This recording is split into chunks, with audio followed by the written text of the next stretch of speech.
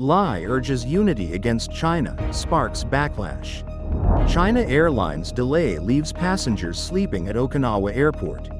Factory fire in Zhubei sparks rush hour chaos. Iran, Israel and Trump announce ceasefire. Suicide bomber attacks Greek Orthodox Church in Syria.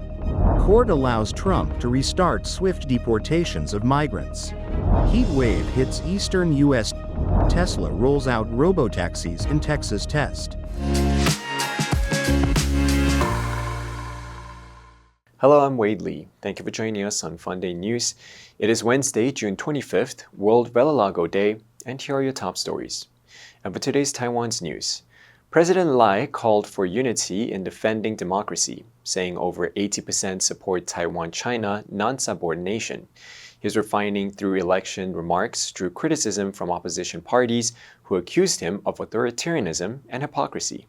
A China airline flight from Okinawa to Taiwan was delayed 7 hours, forcing passengers, including first-time travelers, to sleep at the airport. Travelers criticized poor communication and limited early support. A fire broke out at a Zhubei factory at 4:39 a.m., sending thick smoke into the air. Nearby tech parks and rush hour traffic were heavily affected. No injuries reported, investigation underway, firefighters are still battling the blaze.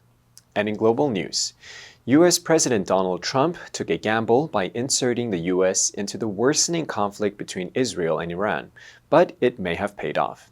Trump announced on Monday evening that the two countries had agreed to a ceasefire, which he said could lead to lasting peace. If he has indeed ended what he labeled the 12-day war, it would mark a significant step back from the brink of a conflict that seemed on the verge of engulfing the region, potentially drawing the U.S. in further after American airstrike hit Iranian nuclear facilities on Saturday. This development follows a tumultuous day in the region, as Iran carried out its promise to retaliate for Saturday's U.S. strike. According to early reports, all Iranian missiles aimed at the massive U.S. base in Qatar were intercepted, with no American casualties or damage reported. During his Saturday night address to the nation, President Trump warned that any Iranian attacks on U.S. interests would be met with an overwhelming American response. He added that additional targets could be struck by American forces if necessary. Trump's weekend attack on Iran was a high-risk maneuver, but one in which the potential payoffs are already beginning to emerge. A suicide bomber in Syria opened fire before detonating an explosive vest inside a Greek Orthodox church filled with worshippers on Sunday, killing at least 22 people and wounding 63 others. The attack took place on the outskirts of Damascus, at the Mar Elias Church, which the health ministry confirmed the toll of death and injured. It was the first such attack on a church in Syria in years and comes as Damascus, under its de facto Islamic rule, seeks to win the support of minority communities. As President Ahmad al-Shara struggles to exert authority across the country, concerns have grown about the presence of sleeper cells belonging to extremist groups in the war-torn nation.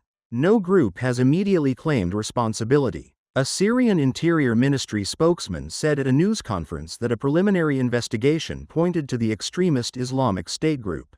According to the ministry, a gunman entered the church, opened fire on the congregation, and then detonated an explosives vest, details that echoed witness testimonies. Syrian Information Minister Hamza Mustafa condemned the bombing, calling it a terrorist attack.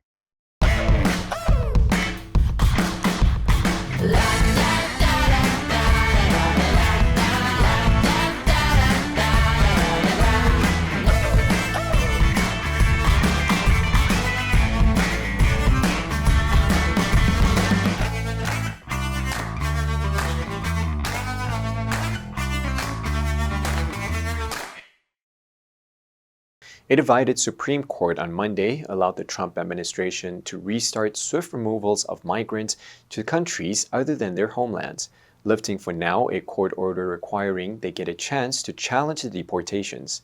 The High Court majority did not detail its reasoning in the brief order. Justice Sonia Sotomayor, joined by the other two liberal justices, issued a scathing dissent. Department of Homeland Security spokeswoman suggested third country deportation could restart soon.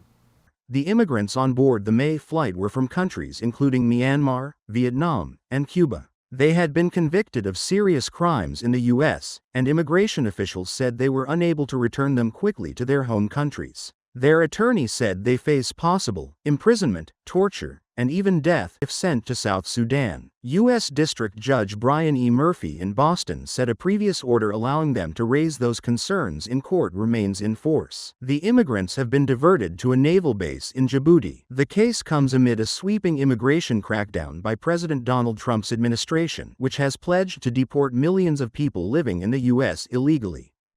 New York's Central Park reached a record high of 35.5 degrees on Monday, a temperature last seen in 1888. In neighboring New Jersey, 16 people were sent to the emergency room following a sweltering set of graduations. In Baltimore, a malfunctioning Amtrak train left riders temporarily stranded without air conditioning in the depths of its tunnel system. These staggering conditions come as an extremely dangerous heat wave grips the eastern half of the United States. The potent heat dome reaches its peak at the beginning of the week, bringing the hottest temperatures in years for some cities and putting tens of millions at risk. Over 250 daily temperature records could be broken during the peak of the heat, including both record highs and record warm lows. Temperatures in some locations from Philadelphia to Boston could be the hottest in any month in over a decade. Around 150 million people were under heat alerts on Monday. Heat-related illnesses increase significantly during extreme heat and can be life-threatening, especially for children, the elderly, and people with pre-existing health conditions. Tesla's long-awaited Robotaxi rolled out for the first time on roads in Austin, Texas on Sunday. In videos shared by Tesla on X, a small group of invited analysts, influencers, and shareholders were shown participating in paid rides. The small number of vehicles deployed had a human safety operator in the passenger seat. Analysts said the low-key Robotaxi launch highlights Tesla's big bid to compete with existing self-driving taxi operators in the US and China, as the sector grows. Musk congratulated Tesla's artificial intelligence and chip design teams on the launch in a post on X, writing that it was the culmination of a decade of hard work. He added, both the AI chip and software teams were built from scratch within Tesla. Ahead of Sunday's pilot, he said in a jokey post that customers would pay a $4.20 flat fee for rides in Tesla robotaxis. The small fleet of vehicles does not yet include the Cybercab, the futuristic car concept unveiled by Musk at Tesla's We Robot event in October, which Musk says will be the company's driverless taxi in the future. Instead, it was existing Tesla vehicles, with a small robotaxi logo on the side, that took to Austin streets on Sunday. The answer yesterday was A, spark. The politician's comment sparked a heated debate online.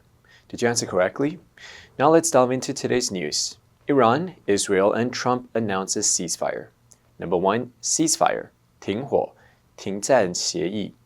The two countries agreed to a temporary ceasefire to allow humanitarian aid to enter the war zone. Number 2, overwhelming, 难以承受的，巨大的. She felt an overwhelming sense of relief when she heard the good news. Number 3, tumultuous, 激烈的，动荡的. The crowd gave the singer a tumultuous welcome at the airport. Next, we have a multiple choice question for everyone to practice. Which answer would you choose? You can write your answer in the comments section. The correct answer will be announced tomorrow. Vitiligo is an autoimmune condition where the body's melanocytes are attacked, causing white splotches. World Vitiligo Day is celebrated on this date as a nod to the late pop star Michael Jackson, who struggled with vitiligo from the early 1980s until his death on June 25, 2009. The condition gained wider awareness when Winnie Harlow, who has vitiligo, gained prominence as a contestant on America's Next Top Model in 2014. And that's all for today's FUNDAY News. Be sure to tune in to FUNDAY News from Monday to Friday and click the link below to join FUNDAY for free. I'm Wei Li, your host. I'll see you next time.